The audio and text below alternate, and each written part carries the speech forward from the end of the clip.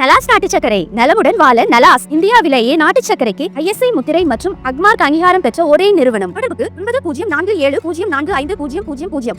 ஜம்மு காஷ்மீரில் கனமழையால் ஏற்பட்ட நிலச்சரிவில் சிக்கி 9 பேர் உயிரிழந்த நிலையில் 14 பேர் படுகாயங்களுடன் மருத்துவமனையில் அனுமதிக்கப்பட்டுள்ளனர். தொடர் மழை காரணமாக கத்ரா பகுதியில் உள்ள வைஷ்ணவி தேவி கோவில் அருகே நிலச்சரிவு ஏற்பட்ட பகுதியில் மீட்புப் பணிகள் தொடர்ந்து நடைபெற்று வருகின்றன.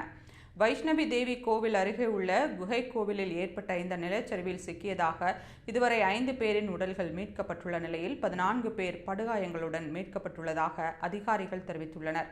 இதுகுறித்து பேசியுள்ள காத்ரா வருவாய் கோட்டாட்சியர் பியூஷ் தோத்ரா, நிலச்சரிவு ஏற்பட்ட பகுதியில் தொடர்ந்து மீட்புப் பணிகள் நடைபெற்று வருகின்றன.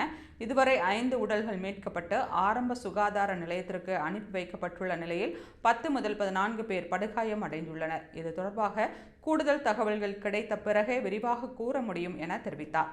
ஜம்மு காஷ்மீரில் ஏற்பட்ட வெள்ளப்பெருக்கு குறித்து பேசியுள்ள அம்மாநில முதல்வர் ஒமர் அப்துல்லா, மேக வெடிப்பு காரணமாக ஜம்மு காஷ்மீரில் ஏற்பட்ட பாதிப்புகள் குறித்து தொலைபேசி மூலம் மத்திய உள்துறை அமைச்சர் அமித்ஷாவிடம் விவாதிக்கப்பட்டது. குறிப்பாக ஜம்முவில் தொடர்ந்து பெய்து வரும் கனமழையால் இயல்பு வாழ்க்கை பெரிதும் பாதிக்கப்பட்டுள்ளது. மீட்புப் பணிகளை கவனித்து வருவதாகவும் மீட்புப் பணியில் ஈடுபடும் குழுக்களுடன் தான் தொடர்பில் உள்ளதாகவும் தெரிவித்தார்.